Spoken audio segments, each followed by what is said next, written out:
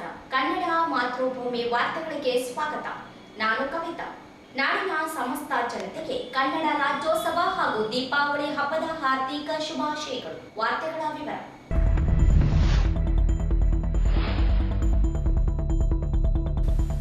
ಕನ್ನಡ ರಾಜ್ಯೋತ್ಸವ ನಾಡಿನ ಸಂಸ್ಕೃತಿ ಸಾಹಿತ್ಯ ಸಿರಿವಂತಿಕೆ ಪ್ರತಿಯೊಬ್ಬರ ಬೆಂಬಲ ಅಗತ್ಯ. ಡಾಕ್ಟರ್ ಶರಣಪ್ರಕಾಶ್ ಪಾಟೀಲ್.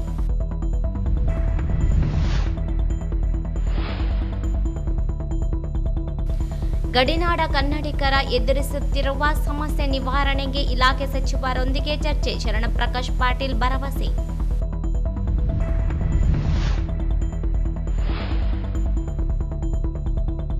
ಮೇರಾಜ್ ಟಾಕೀಜ್ನಲ್ಲಿ ಅನ್ಯ ಭಾಷೆ ಚಿತ್ರ ಪ್ರದರ್ಶನ ವಿರೋಧಿಸಿ ಅಶೋಕ್ ಕುಮಾರ್ ಜೈನ್ ನೇತೃತ್ವದಲ್ಲಿ ಪ್ರದರ್ಶನಕ್ಕೆ ಅಡ್ಡಿ ಪ್ರತಿಭಟನೆ.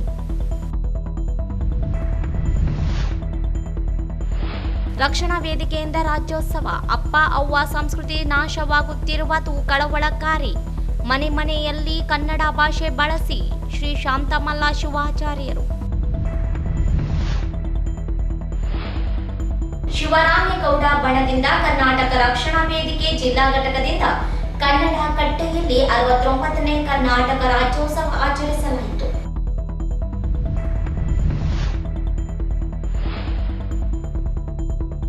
6 ಜನರಿಗೆ ರಾಜ್ಯೋತ್ಸವ ಸನ್ಮಾನ. ಮಹಾಂತೇಶ ಮಸ್ಕಿ, ಪತ್ರಕರ್ತ ವೀರರೆಡ್ಡಿ ಸೇರಿ ಹಲವರಿಗೆ ಸನ್ಮಾನ.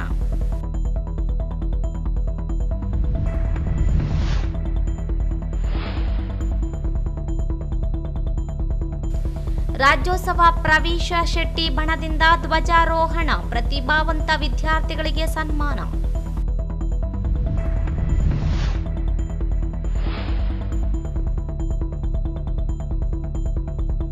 ಹೆಲ್ಮೆಟ್ ಕಡ್ಡಾಯ. ಪೊಲೀಸರಿಂದ ವಾಹನಗಳ ತಪಾಸಣೆ ದಂಡ. ನಾಡಿನ ಭವ್ಯ ಪರಂಪರೆ ಕನ್ನಡ ನಾಡು ನುಡಿಯ ಸಂರಕ್ಷಣೆ ನಮ್ಮೆಲ್ಲರ ಮೇಲಿದ್ದು ಸಾಮರಸ್ಯವೇ ನಾಡಿನ ಸಂಸ್ಕೃತಿಯ ಜೀವಾಳವಾಗಿದೆ ಎಂದು ವೈದ್ಯಕೀಯ ಶಿಕ್ಷಣ ಸಚಿವ ಹಾಗೂ ಉಸ್ತುವಾರಿ ಸಚಿವ ಡಾಕ್ಟರ್ ಶರಣಪ್ರಕಾಶ್ ಪಾಟೀಲ್ ಹೇಳಿದರು. ಅವರಿಂದು ಜಿಲ್ಲಾಡಳಿತದಿಂದ ನಗರದ ಮಹಾತ್ಮ ಗಾಂಧಿ ಕ್ರೀಡಾಂಗಣದಲ್ಲಿ ಆಯೋಜಿಸಲಾಗಿದ್ದ ರಾಜ್ಯೋತ್ಸವ ಧ್ವಜಾರೋಹಣ ನೆರವೇರಿಸಿ ಮಾತನಾಡಿದರು. ಸರ್ವಧರ್ಮ ರಕ್ಷಣೆ, ಸತ್ಯಾರಾಧನೆ, ಧರ್ಮ ನೀತಿ, ಸರ್ವಧರ್ಮ ಸಹಿಷ್ಣುತೆ, ಸಹಬಾಳ್ವೆ ತಾಣವಾಗಿರುವ ರಾಜ್ಯದಲ್ಲಿ ಕನ್ನಡ ಸಾಹಿತ್ಯ ವಿಶ್ವಕ್ಕೆ ವಿಶೇಷ ಕೊಡುಗೆಯನ್ನು ನೀಡಿದೆ. ಕರ್ನಾಟಕ ಇತಿಹಾಸ, ಸಂಸ್ಕೃತಿ, ಸಾಹಿತ್ಯ ಅರಿವು ಮೂಡಿಸುವ ಕೆಲಸ ಸರ್ಕಾರ ಮಾಡುತ್ತಿದೆ. ಕರ್ನಾಟಕವೆಂದು ಮರುನಾಮಕರಣಗೊಂಡು 51 ವರ್ಷ ಪೂರ್ಣಗೊಳ್ಳುತ್ತಿರುವ ಸಂದರ್ಭದಲ್ಲಿ ಹೆಸರಾಯಿತು ಕರ್ನಾಟಕ. ಉಸಿರಾಗಲಿ ಕನ್ನಡ ಹೆಸರಿನಲ್ಲಿ ಅರಿವು ಮೂಡಿಸುವ ಕೆಲಸ ಸರ್ಕಾರ ಕೈಗೆತ್ತಿಕೊಂಡಿದೆ. ಗೋಕಾಕ್ ಚಳವಳಿ, ಹಿನ್ನೋಟ, ಕನ್ನಡ ಜ್ಯೋತಿ ರಥಯಾತ್ರೆ ಸೇರಿದಂತೆ ಅನೇಕ ಕಾರ್ಯಕ್ರಮಗಳನ್ನು ಆಯೋಜಿಸಲಾಗಿದೆ. ಕನ್ನಡ ಭಾಷಾ ಉಳಿವಿಗೆ ಪ್ರತಿಯೊಬ್ಬರೂ ಕನ್ನಡವನ್ನೇ ಸಂವಹನ ಭಾಷೆಯನ್ನಾಗಿ ಬಳಸಿ ಸಿರಿವಂತಿಕೆಯನ್ನು ಹೆಚ್ಚಿಸಬೇಕೆಂದರು.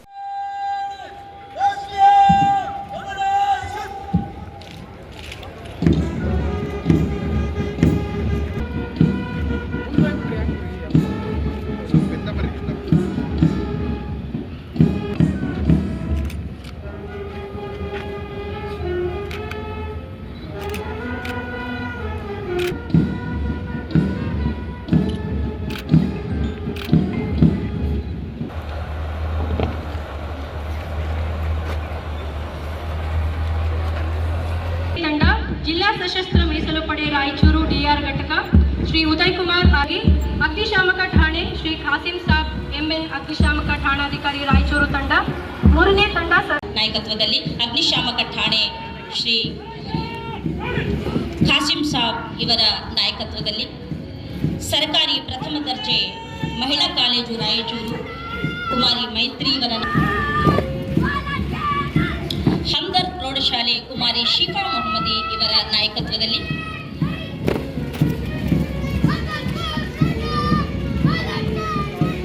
ಸರ್ಕಾರಿ ಪ್ರೌಢಶಾಲೆ ಜಹೀರಾಬಾದ್ ಗೈಡ್ಸ್ ಕುಮಾರಿ ಪರಿಭಾನು ಇವರ ನಾಯಕತ್ವದಲ್ಲಿ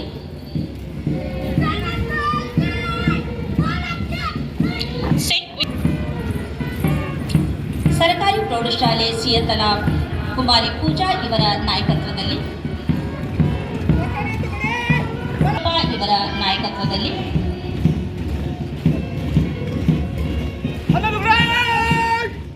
ಜಿಲ್ಲೆಯ ಸರ್ವತೋಮುಖ ಅಭಿವೃದ್ಧಿಗೆ ಸರ್ಕಾರ ಬದ್ಧವಾಗಿದೆ. ಜಿಲ್ಲೆಯ ಜನರ ಬಹುದಿನ ನಿರೀಕ್ಷೆಯಂತೆ ವಿಮಾನ ನಿಲ್ದಾಣ ಕಾಮಗಾರಿ ವಿಸ್ತೃತ ಯೋಜನೆ ಸಿದ್ಧಪಡಿಸಲಾಗುತ್ತಿದೆ. 371J ವಿಶೇಷ ಸ್ಥಾನಮಾನದಡಿ 1,09,416 ಖಾಲಿ ಹುದ್ದೆಗಳಲ್ಲಿ 79,985 ಹುದ್ದೆಗಳನ್ನು ಭರ್ತಿ ಮಾಡಲಾಗಿದೆ. 38,705 ಮುಂಬಡ್ತಿ ಹುದ್ದೆಗಳಿಗೆ 29,793 ಹುದ್ದೆಗಳಿಗೆ ಮುಂಬಡ್ತಿ ನೀಡಲಾಗಿದ್ದು, ಇನ್ನು 7,259 ಹುದ್ದೆಗಳಿಗೆ ಮುಂಬಡ್ತಿ ನೀಡುವುದು ಬಾಕಿ ಇದೆ.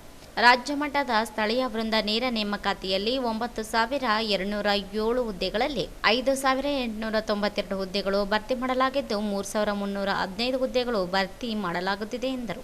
ಜಿಲ್ಲೆ ಅತಿವೃಷ್ಟಿ ಪರಿಹಾರ, ಯುವ ನಿಧಿ, ಶಿಷ್ಯವೇತನ ಸೇರಿ ಅನೇಕ ಅಭಿವೃದ್ಧಿ ಕಾಮಗಾರಿ ಪ್ರಗತಿಯಲ್ಲಿದೆ ಎಂದರು. ಇಡೀ ವಿಶ್ವ ಸಾಹಿತ್ಯಕ್ಕೆ ಕನ್ನಡ ಸಾಹಿತ್ಯದ ಕೊಡುಗೆ ಬಹಳ ಅಪಾರವಾಗಿದೆ. ಕನ್ನಡಕ್ಕೆ 8 ಜ್ಞಾನಪೀಠ ಪ್ರಶಸ್ತಿ ಸಂದಿರುವುದು ನಮ್ಮೆಲ್ಲರಿಗೆ ಹೆಮ್ಮೆಯ ವಿಷಯ. ಅದಲ್ಲದೆ ಈ ನೆಲದ ಇವತ್ತೇನು ವಚನ ಸಾಹಿತ್ಯ ಮತ್ತು ದಾಸ ಸಾಹಿತ್ಯ ಕನ್ನಡದ 2 ಕಣ್ಣುಗಳಿದ್ದಂತೆ. ನಮ್ಮ ರಾಜ್ಯಕ್ಕೆ ಕರ್ನಾಟಕ ಎಂದು ಮರುನಾಮಕರಣ 1ನೇ ನವೆಂಬರ್ 2024 51 ವರ್ಷ ಪೂರ್ಣಗೊಳ್ಳಲಿದೆ. ಈ ಶುಭ ಸಂದರ್ಭದಲ್ಲಿ ಹೆಸರಾಯಿತು ಕರ್ನಾಟಕ ಉಸಿರಾಗಲಿ ಕನ್ನಡ ಎಂಬ ಹೆಸರಿನಲ್ಲಿ ಇಡೀ ವರ್ಷ ಕರ್ನಾಟಕದ ಇತಿಹಾಸ, ಕಲೆ, ಸಾಹಿತ್ಯ, ಸಂಸ್ಕೃತಿ ಹಾಗೂ ನಾಡು ನುಡಿಗೆ ಸಂಬಂಧಿಸಿದಂತೆ ಮತ್ತು ಯುವಜನತೆಯಲ್ಲಿ ಕನ್ನಡ, ಕನ್ನಡಿಗ, ಕರ್ನಾಟಕದ ಅರಿವು ಮೂಡಿಸುವ ಯೋಜನೆಗಳನ್ನು ಹಮ್ಮಿಕೊಳ್ಳಲಾಗಿದೆ. ರಾಜ್ಯ ಸರ್ಕಾರವು ಕನ್ನಡ ನಾಡು ನುಡಿ, ನೆಲಜಲ ಸಂರಕ್ಷಣೆ ವಿಷಯದಲ್ಲಿ ಬದ್ಧವಾಗಿದೆ.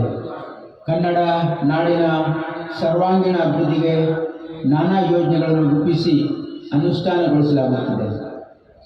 ಗೋಕಾಕ್ ಚಳವಳಿಯ ಹಿನ್ನೋಟ ಮುನ್ನೋಟ ಕಾರ್ಯಕ್ರಮವು ನಾವು ಇದೇ 2024 ಅಕ್ಟೋಬರ್ 5ರಂದು ರಾಯಚೂರು ನಗರದ ಕೃಷಿ ವಿಶ್ವವಿದ್ಯಾಲಯದ ಆವರಣದಲ್ಲಿ ಕನ್ನಡ ಮತ್ತು ಸಂಸ್ಕೃತಿ ಇಲಾಖೆಯ ಮತ್ತು ಕನ್ನಡ ಪ್ರಾಧಿಕಾರ ಹಾಗೂ ರಾಯಚೂರು ಜಿಲ್ಲಾಡಳಿತ ವತಿಯಿಂದ ಗೋಕಾಕ್ ಚಳವಳಿ ಹಿನ್ನೋಟ ಮುನ್ನೋಟ ಕಾರ್ಯಕ್ರಮಕ್ಕೆ ಇವತ್ತು ನಮ್ಮ ಮುಖ್ಯಮಂತ್ರಿಗಳಾಗಿರ್ತಕ್ಕಂಥ ಸನ್ಮಾನ್ಯ ಶ್ರೀ ಸಿದ್ದರಾಮಯ್ಯ ಅವರು ಚಾಲನೆ ನೀಡಿದರು.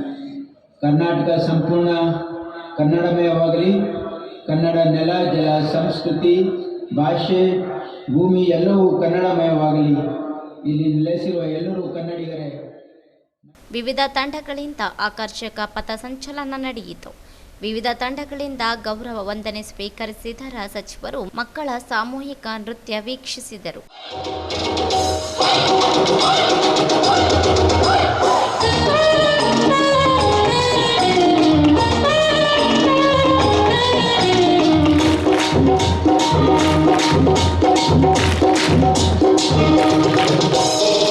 ಕನ್ನಡದ ಮಾತು ಚೆನ್ನ, ಕನ್ನಡದ ನೆಲ ಚೆನ್ನ, ಕನ್ನಡಿಗರ ಮನಸ್ಸು ಚಿನ್ನ.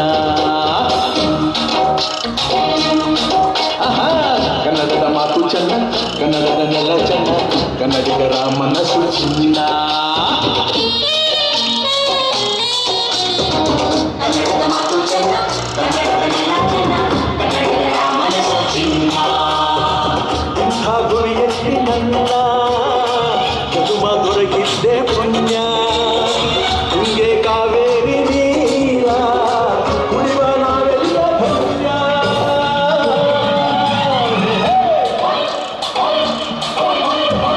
ಕನ್ನಡದ ಮಾತು ಚೆನ್ನ, ಕನ್ನಡದ ನೆಲ ಚೆನ್ನ. ಇದು ಮುಖ್ಯ ಕಾರಣ ಅಂತ ಹೇಳಿ ನಾನು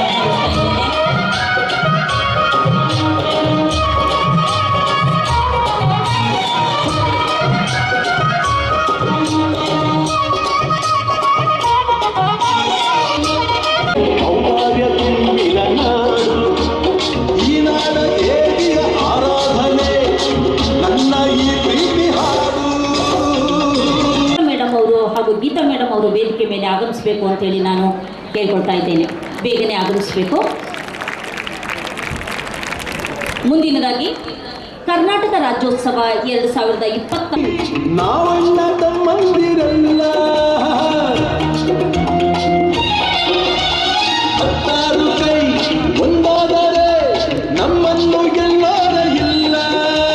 ನಾನೆಂದು ನಿಮ್ಮವ ನಿಮ್ಮಿಂದ ಗೆಲ್ಲವ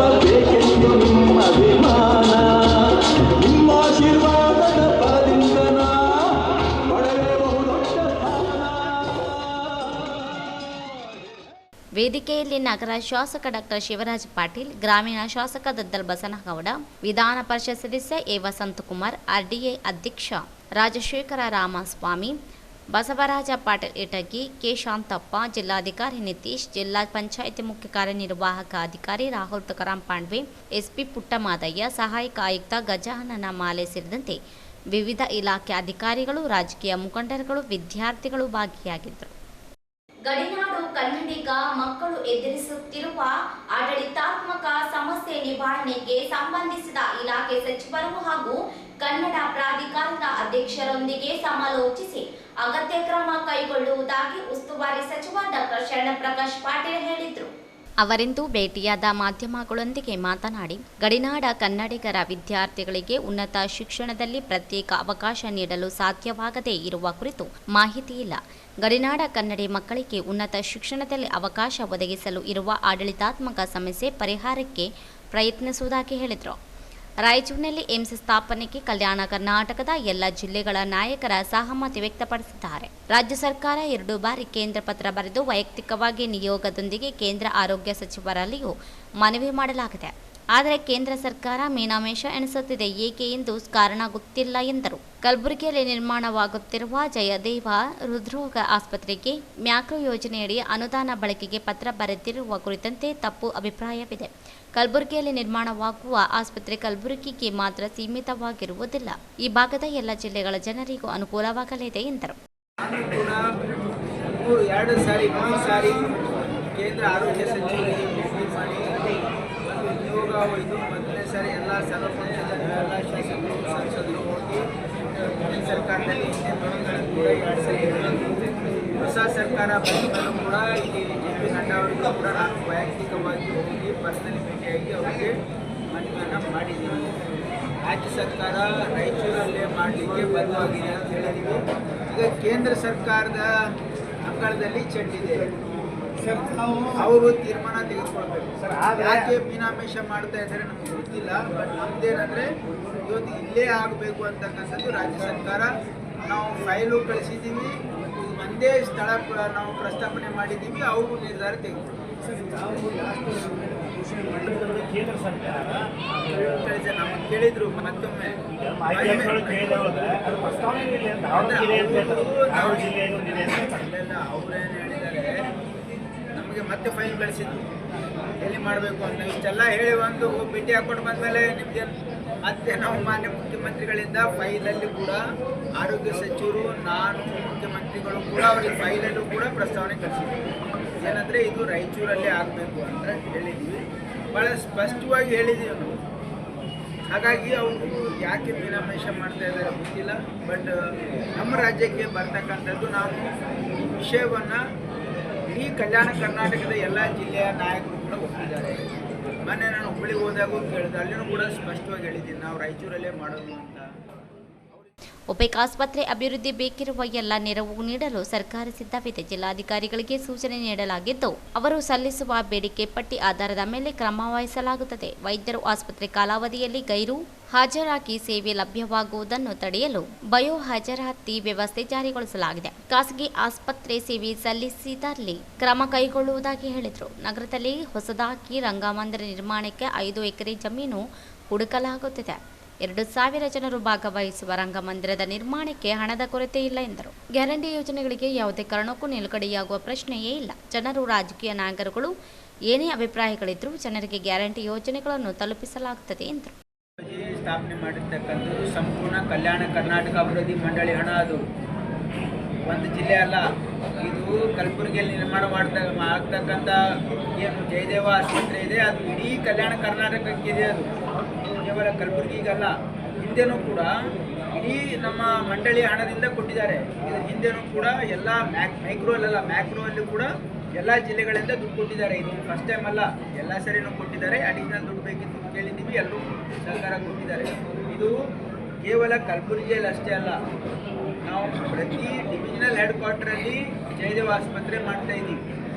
ಇದು ಜಯದೇವ ಆಸ್ಪತ್ರೆ ಕಲಬುರಗಿಗೆ ಸೀಮಿತ ಇಲ್ಲ. ನಾವು ಹುಬ್ಬಳ್ಳಿಯಲ್ಲಿ ನಾವು ಜಯದೇವ ಆಸ್ಪತ್ರೆ ಮಾಡ್ತಾ ಇದ್ದೀವಿ. ಅದು ಇಡೀ ಮುಂಬೈ ಕರ್ನಾಟಕಕ್ಕೆ ನಾವು ಮೈಸೂರಲ್ಲಿ ಜಯದೇವ ಆಸ್ಪತ್ರೆ ಮಾಡಿದ್ದೀವಿ, ಅದು ಇಡೀ ಮೈಸೂರು ಡಿವಿಷನ್ಗೆ ಅದು, ಮತ್ತು ಬ್ಯಾಂಗ್ಳೂರು ಡಿವಿಷನ್ಗೆ ಬ್ಯಾಂಗ್ಳೂರಲ್ಲಿದೆ. ಹಾಗಾಗಿ ಸರ್ಕಾರದ ನೀತಿ ಏನಿತ್ತು ಅಂದರೆ ಪ್ರತಿ ಡಿವಿಷನ್ ಹೆಡ್ ಕ್ವಾರ್ಟರ್ ಅಲ್ಲಿ ನಾವು ಮಾಡಬೇಕು ಅಂತ ಮಾಡಿದ್ದೀವಿ. ಇಲ್ಲ ಇದು ಮುಂಚೆಯಿಂದ ಕಲ್ಯಾಣ ಕರ್ನಾಟಕ ಅಭಿವೃದ್ಧಿಗಲ್ಲ, ಅದು ಜಯದೇವ ಈ ಭಾಗ ಜನರಿಗೆ ತಾನೇ. ಹಾಗಾಗಿ ಅಷ್ಟೇ ಅಲ್ಲ, ಎಲ್ಲ ಕಡೆ ಮೊದಲು ಏನು ಖರ್ಚಾಗಿದ್ದಿಲ್ಲ ಅಲ್ಲ, ಎಲ್ಲವೂ ಕೂಡ ಕಲ್ಯಾಣ ಕರ್ನಾಟಕ ಅಭಿವೃದ್ಧಿ 100% ಫಂಡೆಡ್ ಪ್ರಾಜೆಕ್ಟ್ ಅದು. ಹಾಗಾಗಿ ಕೊಟ್ಟಿದ್ದಾರೆ. ಸರ್, ಈಗ ಗಡಿನಾಡು ಶಾಲೆಗಳಿಗೆ ಸಂಬಂಧಪಟ್ಟಂಗೆ 33 ಶಾಲೆಗಳ 33 ಸಂಸ್ಕೃತಿ ಇಲಾಖೆ ಸಚಿವರಿಗೂ ಪ್ರಾಧಿಕಾರದ ಅಧ್ಯಕ್ಷರು ಚರ್ಚೆ ಮಾಡಿ ಆ ರೀತಿ ಏನಾದರೂ ಆದೇಶ ಹೊರಡಿಸಿದ್ರೆ ಅದಕ್ಕೆ ಚಾಲನೆ ಕೊಡಲಿಕ್ಕೆ ನಾನು ಶಾಲಾ ಶಿಕ್ಷಣ ಸಚಿವರಿಗೂ ಸಂಬಂಧಿಸಿದ ಸಚಿವರಿಗೂ ಕೂಡ ಒಂದು ಪತ್ರ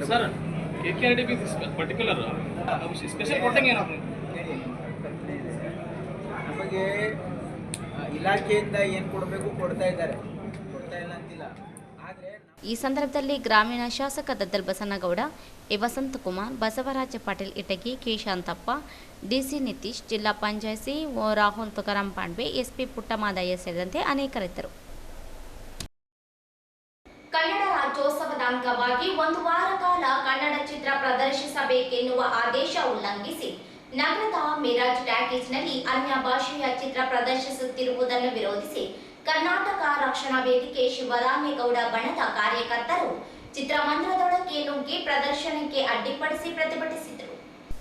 ನಗರದ ಎಪಿಎಂಸಿ ರಸ್ತೆಯಲ್ಲಿರುವ ಜಿಯೋ ಸ್ಮಾರ್ಟ್ ಮಾಲ್ನಲ್ಲಿರುವ ಮಿರಾಜ್ ಟ್ಯಾಕೀಸ್ನಲ್ಲಿರುವ 4 ಸ್ಕ್ರೀನ್ನಲ್ಲಿ ಒಂದು ಮಾತ್ರ ಕನ್ನಡ ಚಿತ್ರ ಪ್ರದರ್ಶಿಸಿ ಉಳಿದೆಡೆ ಅನ್ಯ ಭಾಷೆ ಚಿತ್ರ ಪ್ರದರ್ಶಿಸುತ್ತಿರುವ ಮಾಹಿತಿ ಮೇರೆಗೆ ಪ್ರತಿಭಟನಾಕಾರರು ತೆರಳಿ ಕನ್ನಡ ವಿರೋಧಿ ನಡೆಯ ವಿರುದ್ಧ ಘೋಷಣೆ ಹಾಕಿದ್ರು. ಕನ್ನಡ ಚಿತ್ರ ಪ್ರದರ್ಶನ ಮಾಡುವಂತೆ ಟ್ಯಾಕೇಜ್ನೊಳಗೆ ತೆರಳಿ ತಡೆದರು. ಪ್ರತಿಭಟನೆ ನಡೆಸಿ ಮಾಲೀಕರೊಂದಿಗೆ ಮಾತುಕತೆ ನಡೆಸಿ ಕನ್ನಡ ಚಿತ್ರ ಕಡ್ಡಾಯ ಪ್ರದರ್ಶನಕ್ಕೆ ಆಗ್ರಹಿಸಿದ್ರು.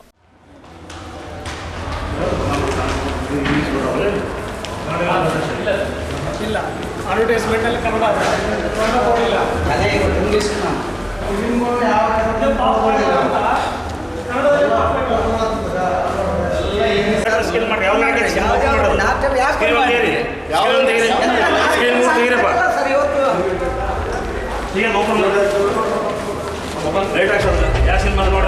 ಬೆಳಗ್ಗೆ ನಡೆದಣ ಯಾವ್ದು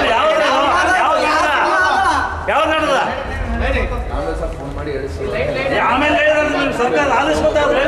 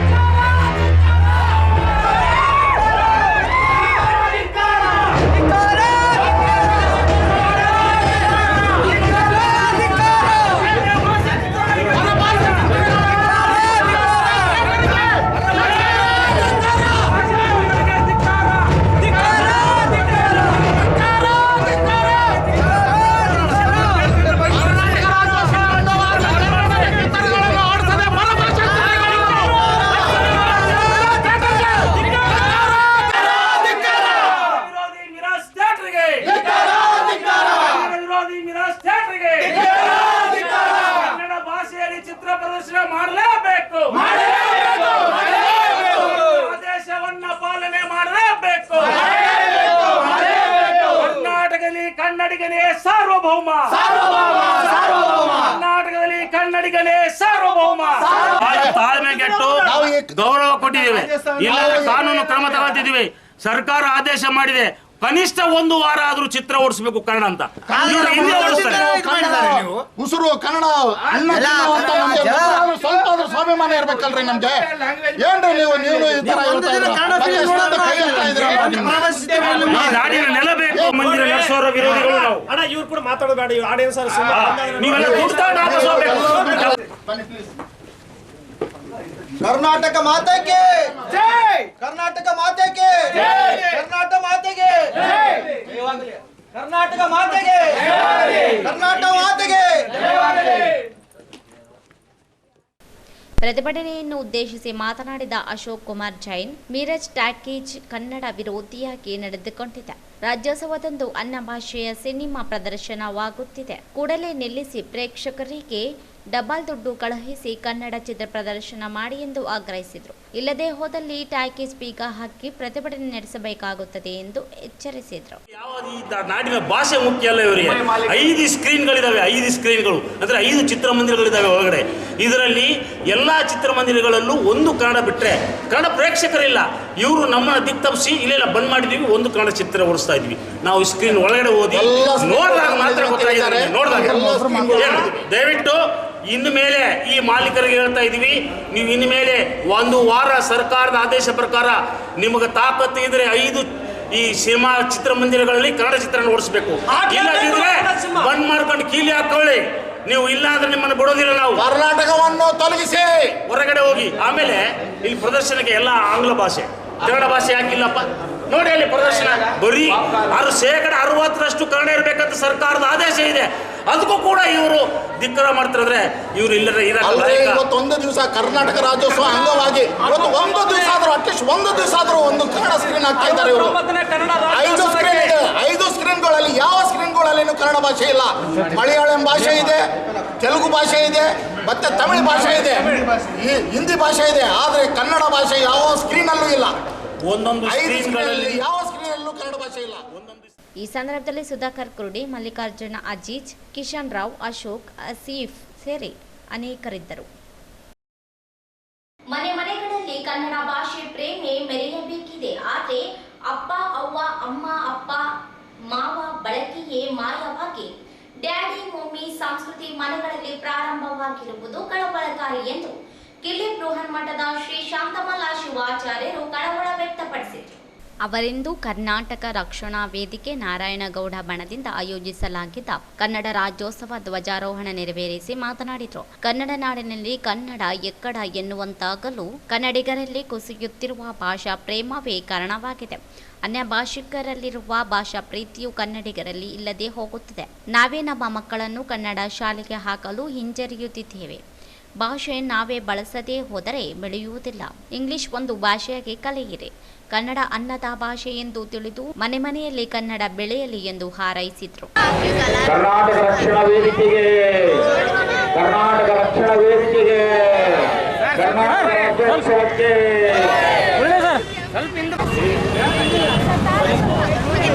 ಶ್ರೀ ಮರೀದ್ ಮೌಲಾನಾ ಸರ್ ಅವರು ಆಗಮಿಸ್ತಾ ಇದ್ದಾರೆ.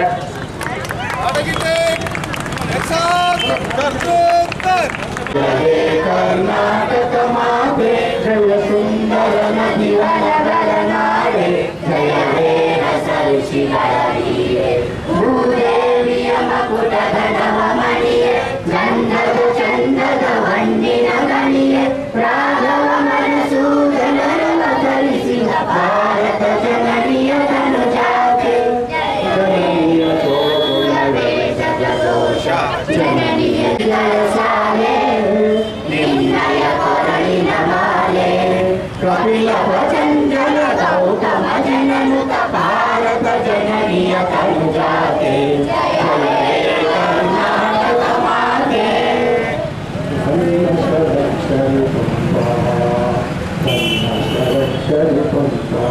ಪೈಲಪ ವೈಸಳ ನಾಡೆ, ಕಂಕಣ ಚಕನರ ನೆತ್ತಿನ ಬೇಡೆ, ಕೃಷ್ಣ ಶರಾವತಿ ತುಂಗಾ ಕನ್ನಡ ತಾಯಿಯ ಮಕ್ಕಳ ದೇಹ, ಭಾರತ ಜನನಿಯ ತನುಗಳ ಆಚರಣೆಯನ್ನ ಮಾಡೋಣ.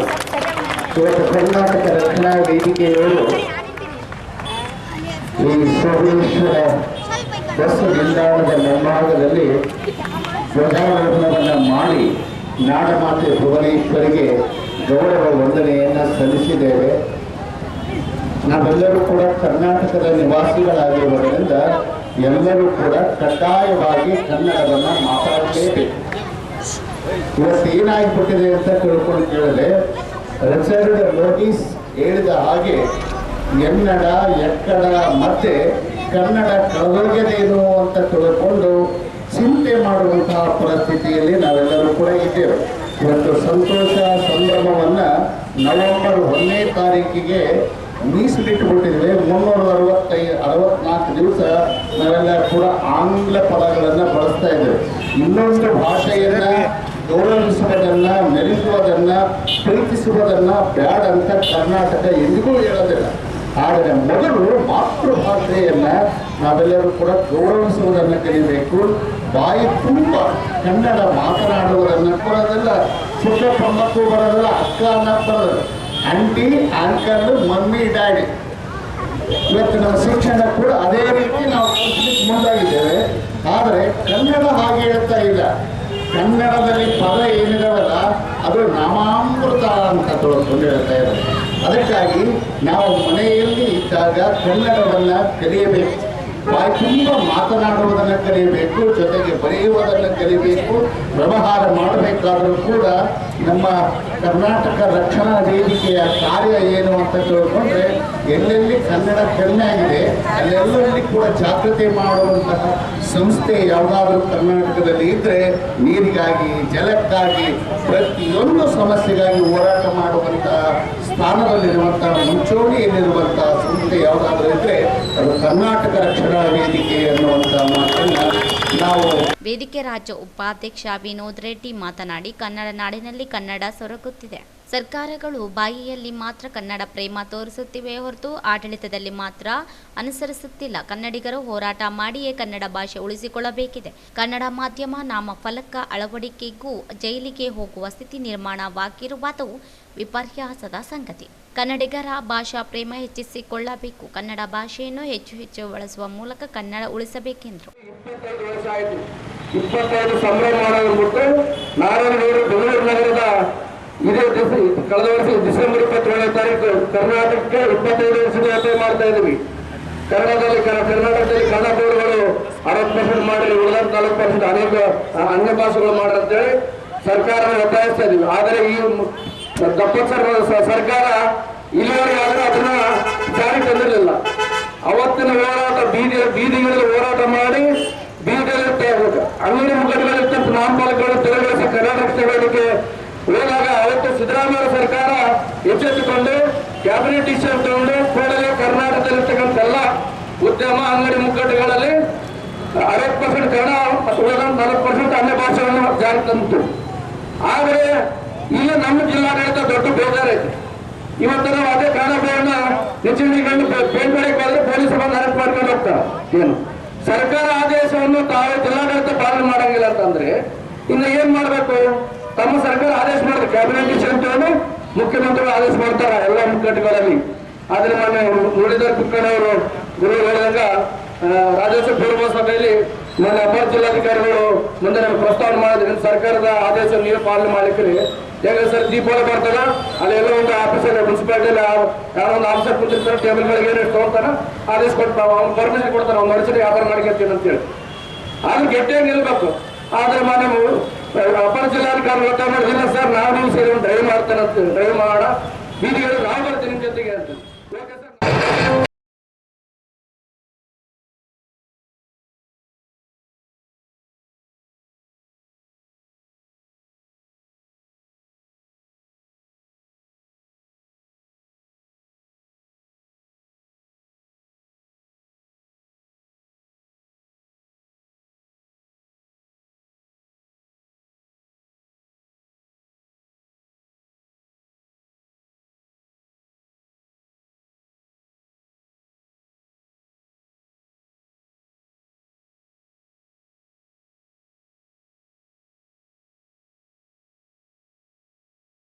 ಬೋರ್ಡ್ ಅಧ್ಯಕ್ಷ ಫರೀದ್ ಖಾನ್, ಎನ್ ಶಿವಶಂಕರ್ ವಕೀಲರು, ಶರಣಪ್ಪ ಗೋನಾಳ, ಮುರಳೀಧರ ಕುಲಕರ್ಣಿ ಸೇರಿದಂತೆ ವೇದಿಕೆ ಪದಾಧಿಕಾರಿಗಳಿದ್ದರು. ಕರ್ನಾಟಕ ರಾಜ್ಯೋತ್ಸವ ಅಂಗವಾಗಿ ಶಿವರಾಮೇಗೌಡ ಬಣದಿಂದ ಕರ್ನಾಟಕ ರಕ್ಷಣಾ ವೇದಿಕೆ ಜಿಲ್ಲಾ ಘಟಕದಿಂದ ನಗರದ ಕಾಸಬಾವಿ ಸಮೀಪದ ಮಾವಿನಕೆರೆ ದಡದಲ್ಲಿ ಕನ್ನಡ ಕಟ್ಟೆಯಲ್ಲಿ 69ನೇ ಕರ್ನಾಟಕ ರಾಜ್ಯೋತ್ಸವ ಆಚರಿಸಲಾಯಿತು. ನಗರಸಭೆ ಅಧ್ಯಕ್ಷೆ ನರಸಮ್ಮ ನರಸಿಂಹಲು ಮಾಡಗೇರಿ ಅವರು ಧ್ವಜಾರೋಹಣ ನೆರವೇರಿಸಿದರು.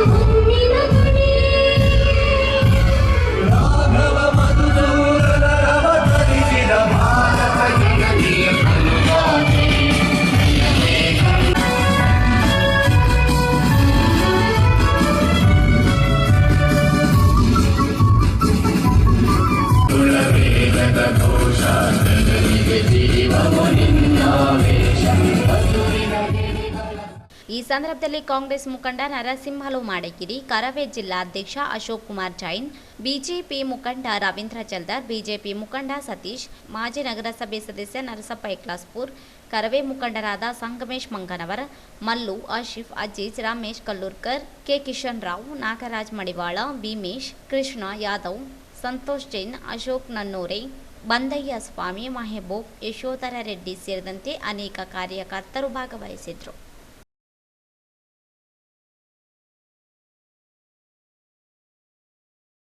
ಕರ್ನಾಟಕ ರಾಜ್ಯೋತ್ಸವದ ಅಂಗವಾಗಿ ಕನ್ನಡ ನಾಡು ನುಡಿ ಕುರಿತು ಸೇವೆ ಮಾಡಿದ ಜಿಲ್ಲೆಯ ವಿವಿಧ ಸಾಧಕರಿಗೆ ಇಂದು ನಗರದ ಮಹಾತ್ಮ ಗಾಂಧಿ ಜಿಲ್ಲಾ ಕ್ರೀಡಾಂಗಣದಲ್ಲಿ ವೈದ್ಯಕೀಯ ಶಿಕ್ಷಣ ಹಾಗೂ ಕೌಶಲ್ಯಾಭಿವೃದ್ಧಿ, ಉದ್ಯಮಶೀಲತೆ ಮತ್ತು ಜೀವನೋಪಾಯ ಸಚಿವರು ಹಾಗೂ ರಾಯಚೂರು ಜಿಲ್ಲಾ ಉಸ್ತುವಾರಿ ಸಚಿವರಾದ ಡಾಕ್ಟರ್ ಶರಣಪ್ರಕಾಶ್ ಪಾಟೀಲ್ ಅವರು ರುದ್ರಪ್ಪ ಪಾಟೀಲ್ ಇವರು ಸನ್ಮಾನಿಸಿ ಗೌರವ ಸಲ್ಲಿಸಿದರು. ಸಾಹಿತ್ಯ ಕ್ಷೇತ್ರದಿಂದ ಮಹಂತೇಶ ಮಸ್ಕಿ, ಪತ್ರಿಕೋದ್ಯಮ ಕ್ಷೇತ್ರದಿಂದ ಜನಕೂಗು ಪತ್ರಿಕೆ ಸಂಪಾದಕ ಜಿ ವೀರರೆಡ್ಡಿ, ವೈದ್ಯಕೀಯ ಕ್ಷೇತ್ರದಿಂದ ಡಾಕ್ಟರ್ ಶ್ರೀಶೈಲೇಶ ಎಸ್ ಅಮರಕೇಡ, ಸಂಸ್ಥೆ ಕ್ಷೇತ್ರದಿಂದ ಕರ್ನಾಟಕ ಸಂಘ ರಾಯಚೂರು ಅಧ್ಯಕ್ಷ ಕೆ ಶಾಂತಪ್ಪ, ಕೃಷಿ ಕ್ಷೇತ್ರದಿಂದ ಶರಣಬಸವ ಮಸ್ಕಿ, ತಾಲೂಕು ಎಕ್ಲಾಸ್ಪುರು, ಆಶ್ರಮ ಕ್ಷೇತ್ರದಿಂದ ಚನ್ನಬಸವ ಸ್ವಾಮಿ ಹಿರೇಮಠ ಕಾರುಣ್ಯ ನೆಲೆ ವೃದ್ಧಾಶ್ರಮ ಹಾಗೂ ವಯಸ್ಕರ ಬುದ್ಧಿಮಾಂತ್ಯ ಆಶ್ರಮ ಸಿಂಧನೂರು ಇವರನ್ನು ಸಚಿವರು ಸೇರಿದಂತೆ ವಿವಿಧ ಗಣ್ಯರಿಂದ ಸನ್ಮಾನಿಸಿ ಗೌರವಿಸಲಾಯಿತು.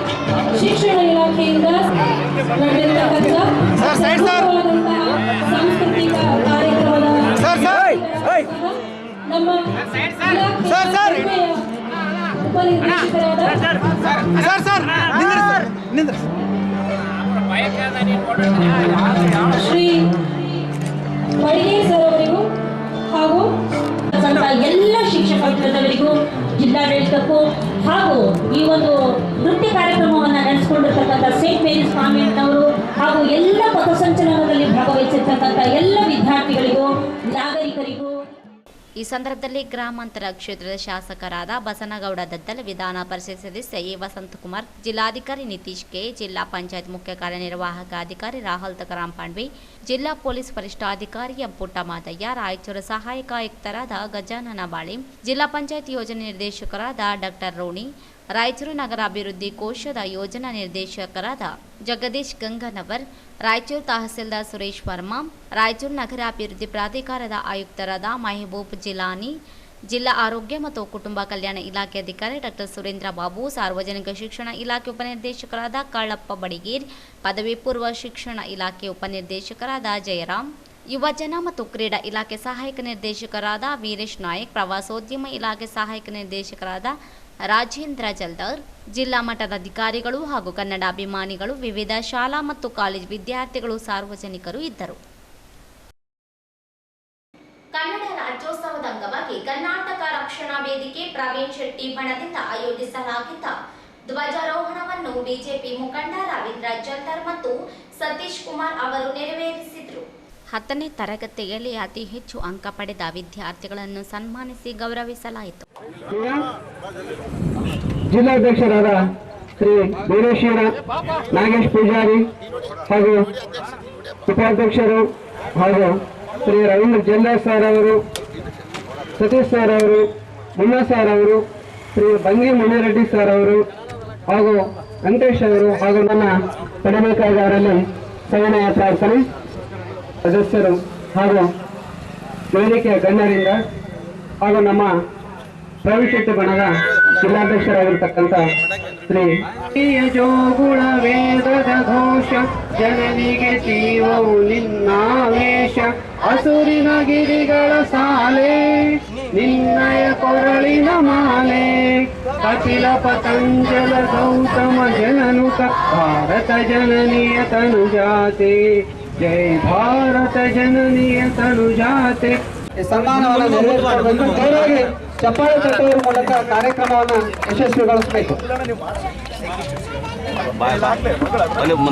ಎಂ ವೈಷ್ಣವಿ ತಂದೆ ಮಹೇಂದ್ರಕರ್, ಈ ವಿದ್ಯಾರ್ಥಿನಿ 89.28 ಅಂಕಗಳನ್ನು ಪಡೆದು ಶಾಲೆಗಳು ಮತ್ತು ವೇದಿಕೆ ಗಣ್ಯರಿಂದ ಸನ್ಮಾನ. ವಿತಾಲಿ ಪತಂಗೆ ತಂದೆ ನಾಗೇಶ್ ಪತಂಗೆ, ಈ ವಿದ್ಯಾರ್ಥಿನಿ ಪಡೆದ ಪರ್ಸೆಂಟೇಜ್ ವಿದ್ಯಾರ್ಥಿ ಹೆಸರು ದರ್ಶನ್ ತಂದೆ ವೀರೇಶೀರ.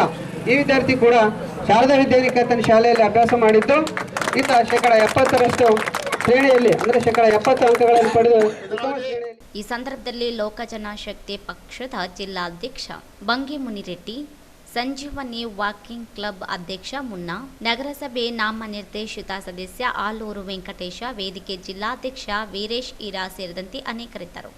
ಈ ಸಂದರ್ಭದಲ್ಲಿ ಬಿ ನಾಗೇಶ್, ವೀರೇಶ್ ರೆಡ್ಡಿ, ವೆಂಕಟರೆಡ್ಡಿ, ತುಳಜಾರಾಮ, ಶ್ಯಾಮ್ ಮಹೇಂದ್ರಕರ್, ರಾಜು ಭವಾನಿ, ಶಿವಶಂಕರ, ರುದ್ರಗೌಡ, ವಿರೂಪನಗೌಡ, ಶಾಂತಕುಮಾರ, ಎಂ ಈರಣ್ಣ, ಸೀನು, ಅನಿಲ್ ರಾಜ್ ಸೇರಿದಂತೆ ಅನೇಕರಿದ್ದರು. ವಾಹನಗಳ ಅಪಘಾತದಿಂದ ಸವಾರರು ಮೃತಪಡುತ್ತಿದ್ದು, ನಿಯಂತ್ರಣಕ್ಕಾಗಿ ಇಂದಿನಿಂದಲೇ ಹೆಲ್ಮೆಟ್ ಕಡ್ಡಾಯ ಜಾರಿಗೊಳಿಸಿ ಹೆಲ್ಮೆಟ್ ಧರಿಸದೇ ಇರುವ ವಾಹನ ಸವಾರರಿಗೆ ದಂಡ ವಿಧಿಸಿದರು. ನಗರದ ಅಂಬೇಡ್ಕರ್ ವೃತ್ತದಲ್ಲಿ ಸಂವಾರೆ ಪೊಲೀಸ್ ಠಾಣೆ ಪಿಎಸ್ಐ ವೆಂಕಟೇಶ್ ಅವರ ನೇತೃತ್ವದಲ್ಲಿ ಹೆಲ್ಮೆಟ್ ಧರಿಸದೇ ಇರುವ ವಾಹನ ಸವಾರರಿಗೆ 500ರಿಂದ 1,000ವರೆಗೆ ದಂಡವನ್ನು ವಿಧಿಸಿದರು. ಜಿಲ್ಲೆಯಲ್ಲಿ ಕಳೆದ 1 ವರ್ಷದಲ್ಲಿ ವಾಹನ ಸವಾರರ ಸಾವಿನ ಸಂಖ್ಯೆ ಹೆಚ್ಚಳವಾಗುತ್ತಿರುವ ಹಿನ್ನೆಲೆಯಲ್ಲಿ ಜಿಲ್ಲಾ ಪೊಲೀಸ್ ಇಲಾಖೆಯ ಹೆಲ್ಮೆಟ್ ಜಾರಿಗೊಳಿಸಲು ಜನಜಾಗೃತಿ ಮೂಡಿಸಿದ. ಕಳೆದ 1 ತಿಂಗಳಿನಿಂದ ಸಂಚಾರಿ ಠಾಣೆ ಪೊಲೀಸರು ನಿರಂತರವಾಗಿ ನವೆಂಬರ್ 1ರಿಂದ ಹೆಲ್ಮೆಟ್ ಕಡ್ಡಾಯವಾಗಿ ಧರಿಸಬೇಕು ಎಂದು ಆದೇಶಿಸಿ ಪ್ರಚಾರ ನಡೆಸಲಾಗಿತ್ತು. ಈ ಹಿನ್ನೆಲೆಯಲ್ಲಿ ಇಂದು ಸಂಚಾರಿ ಪೊಲೀಸರು ರಸ್ತೆಗಿಳಿದು ಹೆಲ್ಮೆಟ್ ಧರಿಸದೆ ವಾಹನ ಚಲಾಯಿಸುವ ಸವಾರರಿಗೆ ದಂಡ ವಿಧಿಸಿ ಬಿಸಿ ಮುಟ್ಟಿಸಿದರು. ಪ್ರತಿಯೊಬ್ಬ ವಾಹನ ಸವಾರರು ಹೆಲ್ಮೆಟ್ ಕಡ್ಡಾಯವಾಗಿ ಧರಿಸಿ ರಸ್ತೆಗಿಳಿಯಬೇಕು. ಹೆಲ್ಮೆಟ್ ಇಲ್ಲದೆ ವಾಹನ ಚಾಲನೆ ಮಾಡಬಾರದು. ಮಾಡಿದ್ದಲ್ಲಿ ಆರಂಭದಲ್ಲಿ ಮೊದಲ ಬಾರಿಗೆ 500 ರೂಪಾಯಿ ದಂಡ, ಎರಡನೇ ಬಾರಿಗೆ 1,000 ರೂಪಾಯಿ ದಂಡ ವಿಧಿಸಲಾಗುತ್ತದೆ ಎಂದರು. ಜೀವನ ಸುರಕ್ಷಿತಗಾಗಿ ವಾಹನಗಳ ಸವಾರರು ಹೆಲ್ಮೆಟ್ ಧರಿಸಿಯೇ ವಾಹನಗಳನ್ನು ಚಲಾಯಿಸಬೇಕು ಎಂದು ಹೇಳಿದರು.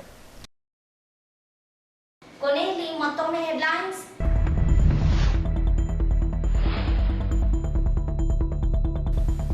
ಕನ್ನಡ ರಾಜ್ಯೋತ್ಸವ ನಾಡಿನ ಸಂಸ್ಕೃತಿ ಸಾಹಿತ್ಯ ಸಿರಿವಂತಿಕೆ ಪ್ರತಿಯೊಬ್ಬರ ಬೆಂಬಲ ಅಗತ್ಯ. ಡಾಕ್ಟರ್ ಶರಣಪ್ರಕಾಶ್ ಪಾಟೀಲ್.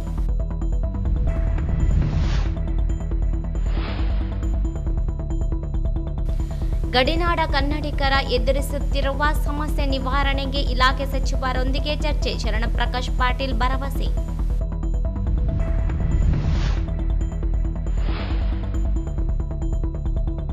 ಮೇರಾಜ್ ಟಾಕೀಜ್ನಲ್ಲಿ ಅನ್ಯ ಭಾಷೆ ಚಿತ್ರ ಪ್ರದರ್ಶನ ವಿರೋಧಿಸಿ ಅಶೋಕ್ ಕುಮಾರ್ ಜೈನ್ ನೇತೃತ್ವದಲ್ಲಿ ಪ್ರದರ್ಶನಕ್ಕೆ ಅಡ್ಡಿ ಪ್ರತಿಭಟನೆ.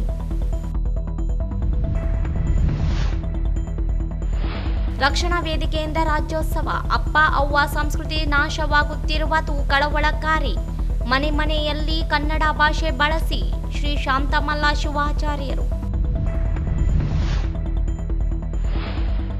ಶಿವರಾಮೇಗೌಡ ಬಣದಿಂದ ಕರ್ನಾಟಕ ರಕ್ಷಣಾ ವೇದಿಕೆ ಜಿಲ್ಲಾ ಘಟಕದಿಂದ ಕನ್ನಡ ಕಟ್ಟೆಯಲ್ಲಿ 69ನೇ ಕರ್ನಾಟಕ ರಾಜ್ಯೋತ್ಸವ ಆಚರಿಸಲಾಯಿತು.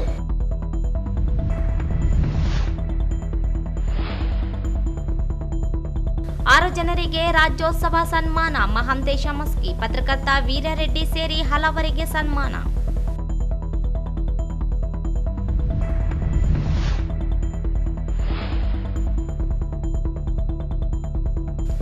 ರಾಜ್ಯೋತ್ಸವ ಪ್ರವೇಶ ಶೆಟ್ಟಿ ಬಣದಿಂದ ಧ್ವಜಾರೋಹಣ. ಪ್ರತಿಭಾವಂತ ವಿದ್ಯಾರ್ಥಿಗಳಿಗೆ ಸನ್ಮಾನ.